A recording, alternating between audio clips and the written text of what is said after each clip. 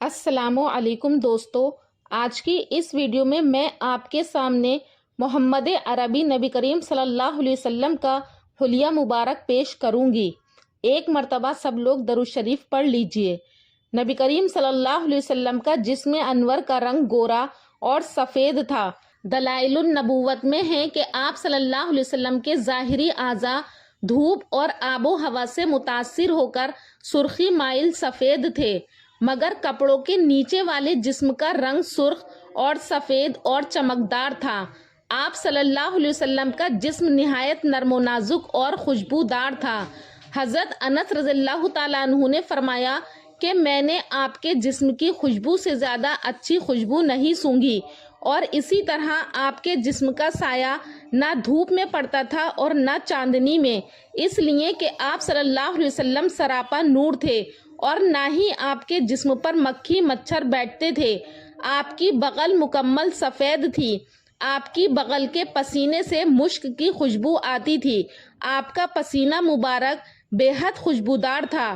حضرت انس رضی اللہ تعالیٰ عنہ نے فرمایا، میں نے کوئی عنبر یا خوشبو حضور صلی اللہ علیہ وسلم کے پسینے سے زیادہ خوشبودار نہیں دیکھی۔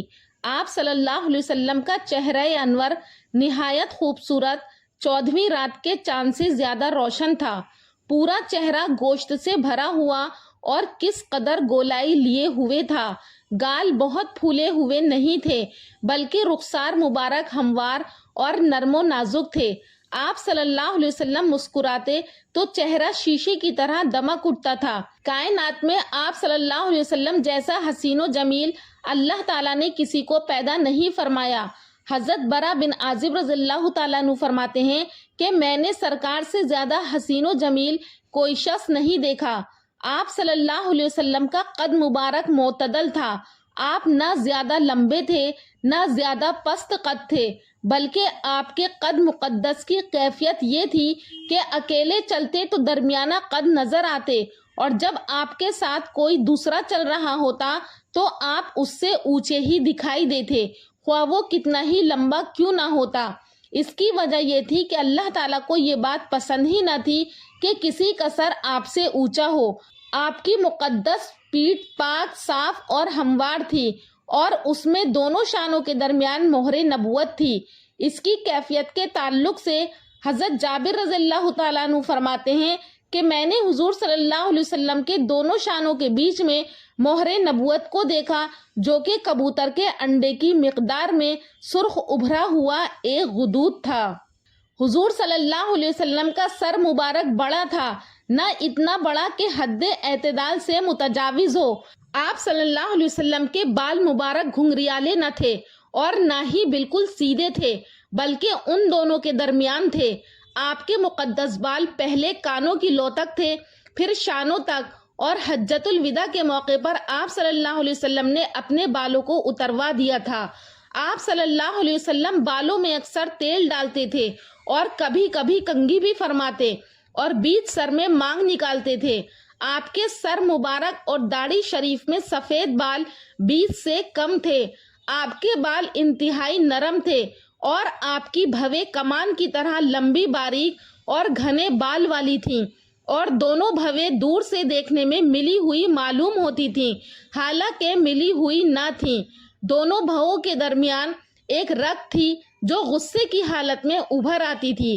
آپ صلی اللہ علیہ وسلم کی مقدس پیشانی نورانی اور کشادہ اور چوڑی تھی۔ حضرت ہندہ ابن ابی حالہ رضی اللہ تعالیٰ عنہ نے آپ کی پیشانی کو واسع الجبین یعنی کشادہ پیشانی فرمایا، اور جب آپ کی پیشانی شکن آلود ہوتی تو چاند کا ٹکڑا معلوم ہوتی تھی۔ آپ صلی اللہ علیہ وسلم کی مقدس آنکھیں بڑی اور قدرتاً سرمگی تھیں، پلکیں گھنی اور دراز تھیں، پتلی کی سیاہی خوب سیاہ تھی، اور آنکھ کی سفیدی خوب سفید تھی، جن میں باریک باریک سرخ ڈورے تھے۔ آپ زیادہ تر اپنی نگاہوں کو جھکائے رکھتے تھے۔ آپ کی آنکھوں کا یہ اعجاز تھا کہ رات کے اندھیرے میں بھی دیکھ لیتی تھی، اور آگے پیچھے نزدیک دور ظاہر و باطن سب دیکھ لیتی تھی۔ اور آپ کے کان معتدل تھے، نہ زیادہ بڑے اور نہ زیادہ چھوٹے۔ آپ کے مقدس کانوں کا یہ اعجاز تھا کہ وہ نزدیک کی کوئی بات یکساں طور پر سن لیتے تھے، اور آپ کی نورانی ناک خوب چمکدار، لمبی اور باریک تھی۔ اس پر ایک نور چمکتا تھا۔ جو شخص آپ کو بغور نہ دیکھتا تو وہ یہ سمجھتا کہ آپ کی مبارک ناک بہت اونچی ہے، حالانکہ آپ کی ناک اونچی نہ تھی، لیکن اس نور کے سبب وہ اونچی محسوس ہوتی تھی۔ آپ صلی اللہ علیہ وسلم کا منہ مبارک کشادہ اور حلقۂ دہن مبارک نازک تھا۔ حضرت جابر رضی اللہ تعالیٰ عنہ فرماتے ہیں کہ سرکار ذلیع الفم یعنی فراخ دہن تھے، اور آپ کے رخسار نرم و نازک اور ہموار تھے، اور آپ کے دانت تو موتیوں کی لڑی تھی۔ ہر دانت جدا جدا چمکدار تھا۔ اگر آپ مسکراتے تو دانت کی چمک سے اندھیرے میں روشنی ہو جاتی، اور ہونٹ نرم و نازک کشادہ نہایت حسین تھے۔ آپ صلی اللہ علیہ وسلم کی زبان پاک فصاحت و بلاغت کا منبع تھی۔ آپ کی زبان سے جو بات بھی نکل جاتی تھی وہ ہو کر رہتی تھی۔ بڑی بڑی زبان والے آپ کی زبان اقدس کے سامنے خاموش ہو جاتے تھے۔ آپ کی زبان سے ایسا کلام جاری ہوتا کہ سننے والے دنگ رہ جاتے۔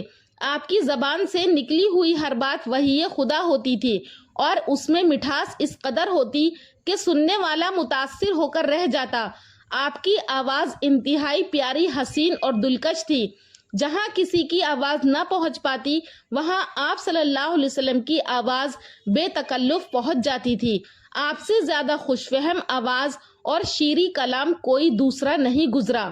آپ صلی اللہ علیہ وسلم کا لعاب یعنی تھوک ہر بیماری کے لیے شفا اور ہر زہر کے لیے تریاق تھا۔ کنویں کا کھارا پانی لعاب کی برکت سے میٹھا ہو جاتا تھا۔ آپ صلی اللہ علیہ وسلم کی داڑھی میں کثرت سے بال تھے۔ آپ صلی اللہ علیہ وسلم کا سینہ اور پیٹ دونوں ہموار اور برابر تھے۔ نہ سینہ پیٹ سے اونچا تھا اور نہ پیٹ سینے سے اونچا تھا۔ آپ کا سینہ چوڑا تھا، اور سینے کے اوپری حصے سے ناف تک مقدس بالوں کی ایک لکیر بنی ہوئی تھی۔ مقدس چھاتیاں اور پورا پیٹ بالوں سے خالی تھا۔ ہاں، شانوں اور کلائیوں پر تھوڑے تھوڑے بال تھے۔ آپ صلی اللہ علیہ وسلم کی مقدس ہتھیلیاں چوڑی پرگوشت تھیں، کلائیاں لمبی، انگلیاں مضبوط، بازو دراز اور گوشت سے بھرے ہوئے تھے۔ حضرت انس رضی اللہ تعالیٰ عنہ کہتے ہیں کہ میں نے ریشم اور دیباج کو بھی آپ صلی اللہ علیہ وسلم کے ہاتھوں سے زیادہ نرم نہیں پایا۔ یزید ابن اسود رضی اللہ تعالیٰ عنہ کہتے ہیں کہ میں نے آپ کے ہاتھ برف سے زیادہ سرد اور مشک سے زیادہ خوشبودار پائے، اور آپ کی انگلیوں سے پانی کا چشمہ جاری ہوتا تھا۔ لوگ سیراب بھی ہوا کرتے تھے۔ آپ صلی اللہ علیہ وسلم کے مقدس پاؤں چوڑے پرگوشت، ایڑیاں کم گوشت والی اور تلوا اونچا تھا جو زمین میں نہ لگتا تھا۔ دونوں پنڈلیاں قدرے پتلی اور صاف اور شفاف تھیں۔ پاؤں کی نرمی کا یہ عالم تھا کہ ان پر ذرا سا بھی پانی نہیں ٹھہرتا تھا۔ جب آپ زمین پر چلتے تو پورے قدم رکھ کر چلتے۔ آپ چلتے تو ایسا محسوس ہوتا کہ آپ چڑھائی سے ڈھلان کی طرف اتر رہے ہیں۔ حضرت ابو ہریرہ رضی اللہ تعالیٰ عنہ فرماتے ہیں کہ میں نے آپ سے بڑھ کر تیز رفتار کوئی آدمی نہیں دیکھا، گویا زمین خود لپٹی چلی آتی ہے۔ حضور صلی اللہ علیہ وسلم کے موزے اور جوتے دونوں چمڑے کے ہوتے تھے۔ چاندی کی انگوٹھی آپ صلی اللہ علیہ وسلم دائیں ہاتھ میں پہنا کرتے، لنگی اور چادر استعمال فرمایا کرتے، مگر کرتا پاجامہ زیادہ پسند فرماتے تھے۔ سامعین، یہ تھی نبی کریم صلی اللہ علیہ وسلم کے حلیے مبارک پر ایک نظر۔ آخر میں اللہ تبارک و تعالیٰ سے دعا ہے کہ اللہ پاک ہم سب کو اسوہ حسنہ پر عمل کرنے والا بنائے، اور لاکھوں کروڑوں اربوں کھربوں درود اور رحمتیں ہوں نبی اکرم صلی اللہ علیہ وسلم پر۔ ناظرین، امید کرتی ہوں کہ آپ کو ہمارا ویڈیو پسند آیا ہوگا۔ اگر پسند آیا ہے تو ہمارے چینل نوری اسلامک ٹیوبر کو ضرور سبسکرائب کریں۔ کامنٹ سیکشن میں اپنی رائے کا اظہار کریں۔ انشاءاللہ پھر ملاقات کروں گی اگلی ویڈیو میں ایک اچھے ٹاپک کے ساتھ۔ تب تک کے لیے اللہ حافظ۔